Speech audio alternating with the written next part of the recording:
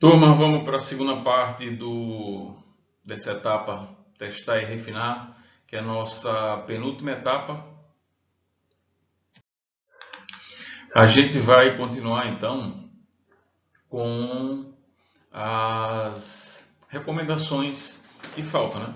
Reconhecimento e recordação versus recordação, flexibilidade e eficiência de uso, o projeto minimalista e estético, recuperação de erros e ajuda e documentação. A primeira recomendação diz respeito ao reconhecimento versus recordação. Uma boa interface do usuário, ela não exige que o usuário se lembre com frequência. Em vez disso, a interface deve oferecer opções de informações que seja fácil de memorizar para que o usuário faça as melhores escolhas e que não precise recordar. Tá? O processo de recordação, ele demanda mais energia para o sistema cognitivo, ele demanda mais estruturas cognitivas para ser feito isso. Então, se o usuário memoriza mais fácil a interface, significa que ele tem uma menor carga cognitiva, o que auxilia e facilita a interação dele com a nossa interface. Aqui a gente tem um exemplo de uma interface que dificulta o reconhecimento e que a gente precisa envolver a recordação, mais estruturas cognitivas para a gente se lembrar. Aqui é um sistema que a gente tem que mexer com uma interação por meio de comandos. Já essa interface, ela facilita a memorização e o reconhecimento por meio do usuário. Flexibilidade e eficiência de uso. Uma interface do usuário, uma boa interface, que tem características de qualidade e usabilidade, ela deve fornecer ao usuário funcionalidades apropriadas tanto para um usuário inexperiente quanto um usuário experiente. Essa flexibilidade que as interfaces podem ter, elas fazem com que o usuário que ele é experiente, ele aumente a produtividade. E o usuário que é inexperiente, ele consiga fazer as tarefas do mesmo jeito, mas no tempo dele. A gente tem que lembrar que, independente de quantos usuários a gente tenha, todo usuário é único.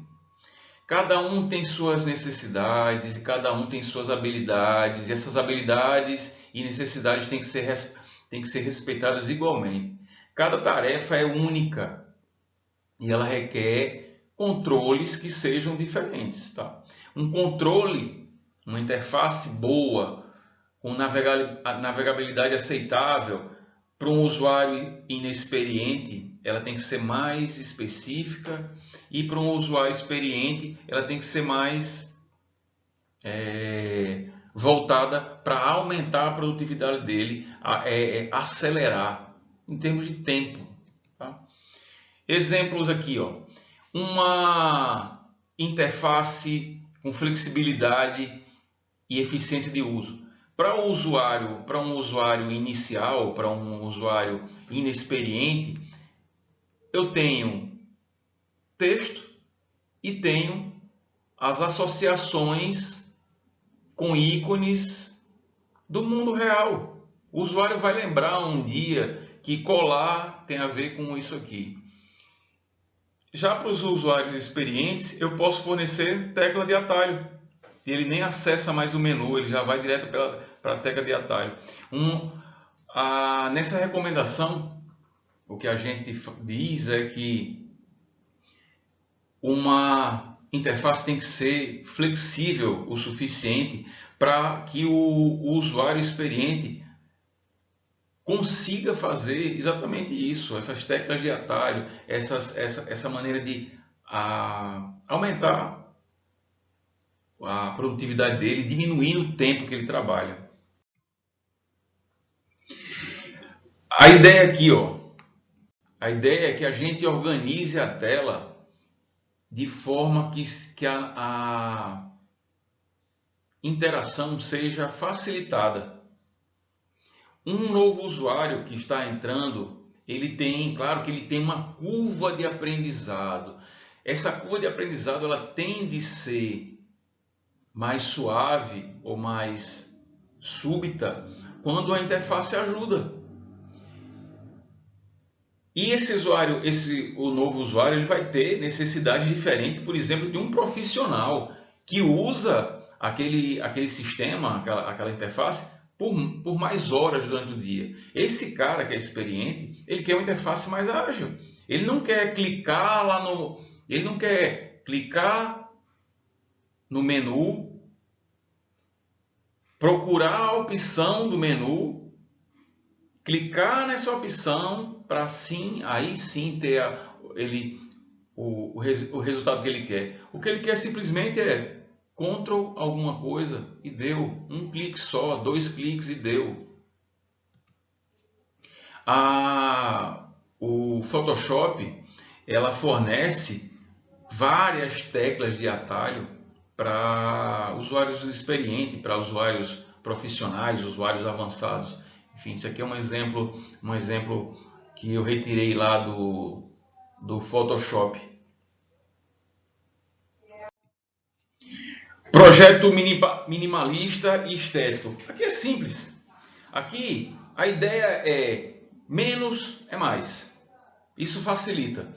Aqui essa recomendação tem o objetivo de reduzir a descrição de assuntos e de elementos necessários. Diminua a carga de trabalho que o usuário vai ter. Colocar muitos itens vai confundir seu usuário. Um projeto com minimalismo, ele ajuda o usuário a acessar rapidamente informações importantes e chegar no resultado. Diálogos não devem conter informações irrelevantes. Elas sempre têm que ser precisas. E a gente tem que cortar o máximo possível de diálogos que não são necessários. Vou mostrar aqui uma tela minimalista e muito simples de usar. Site de busca. O que é que a gente quer quando a gente entra no site de busca?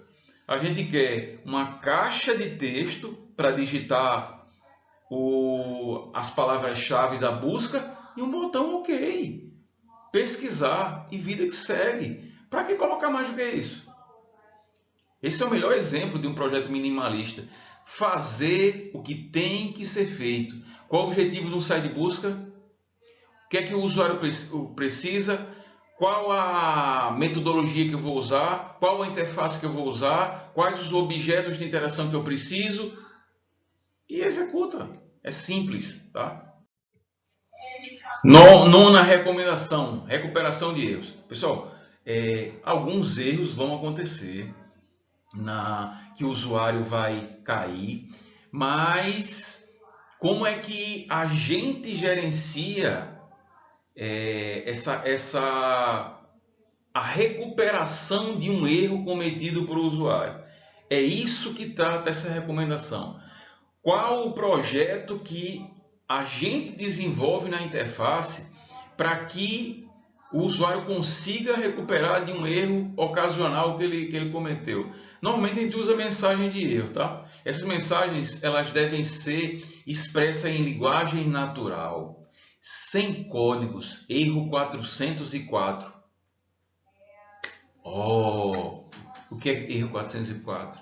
Você cometeu um erro no 35FXB. Isso resolve minha vida? Eu tenho que indicar precisamente qual foi o erro que aconteceu e sugerir uma solução para o usuário. Tenho que usar o que ele entende, o que o meu usuário entende. A gente deve se esforçar nesse momento para projetar uma experiência do usuário e a experiência que ele vai ter quando aconteça um erro, da mesma maneira que a gente foca em todo o resto do sistema. Todo o esforço para as minhas mensagens de erro tem que ser a mesma que a gente usou para o resto do nosso aplicativo, do nosso site, enfim, da nossa interface. Tá? Mensagens de erro, elas são importantíssimas para recuperar o usuário, para salvar o usuário. Usem ícones corretos. Se você vai fazer uma pergunta, coloca um ícone de interrogação. Se você vai fazer uma afirmação, afirma para o usuário. Se você vai dizer para ele que ele pode cometer um erro grave, coloca alguma coisa advertindo. Uso de cores. Não coloca verde se o negócio é perigoso. Não coloca vermelho se a coisa é positiva, ok? Uma má utilização da recomendação. Olha essa mensagem aqui. Erro. Essa operação não pode ser completada. Erro domain, erro 20 ponto. E aí, cara? Eu não uso uma linguagem natural, eu uso códigos, eu não indico qual foi o erro, eu não sugiro nada para o usuário. Aí eu ainda coloco aqui, ok. Toda mensagem de erro deve ser o mais explícita possível e precisa. Ninguém quer ler mensagens como algo deu errado. Algo deu errado. Algo? Você sabe o que foi que deu errado? Me diga então, interface. Mensagem de erro. Erro de classe 372. Aí às vezes o cara coloca um botão assim, depurar. Aí você clica ali. Tem um erro que acontece às vezes no PS3, nos videogames. Quando uma mídia não pega, eles erram 847. Aí você tem que fazer assim, ó. Você pega o erro, o número, vai no YouTube, procura que erro é esse, aí sim você vai saber o que é. Porque o cara não pode dizer, porque a minha interface não pode dizer. Uma boa utilização. O cara, o arquivo que você está tentando fazer upload é de um tipo que a gente não entende, que nós não entendemos. Nós só suportamos imagens. Nós só suportamos imagens no formato JPG, PNG e GIF. Olha só, tem um erro. Só que assim, ele diz o que foi que aconteceu, diz qual a solução e deixa você bem claro o que é que está acontecendo. Isso é um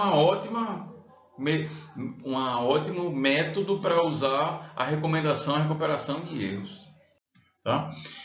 Último das heurísticas, né? Ajuda e documentação. Sim, pessoal, ajuda e documentação também é necessária quando produzimos aplicativos para dispositivos eletrônicos. Seu site tem que ter uma maneira de o usuário, uma maneira simples e fácil do seu usuário usar quando for necessário. Ele tem uma informação a mais. Pode ser um arquivo online, pode ser um arquivo .doc, mas help tem que ter. Essas informações têm que ser fáceis de encontrar, centradas nas tarefas, listar os passos corretos a serem seguidos e, na medida do possível, não ser muito grande. A ajuda deve ser facilmente acessível e online, tá? É obrigação, sim, dos projetistas de interface fornecer não a documentação, mas fornecer que a documentação seja acessível.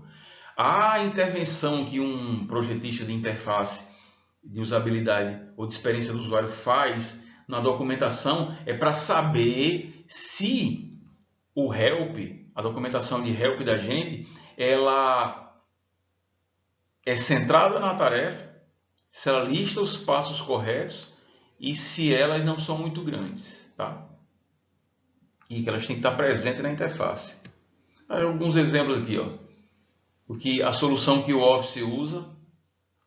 Você clicar no Help, aparece essa imagem. A gente pode digitar alguma coisa aqui, a pesquisa, e ele lista as opções. Não vou entrar no mérito de se é legal ou se não é, mas eles oferecem a solução. Soluções para usar em site. Aqui, ó. Dúvida, atendimento online, clique aqui, tal. Dúvidas, usuário da Claro, e-mail, chat.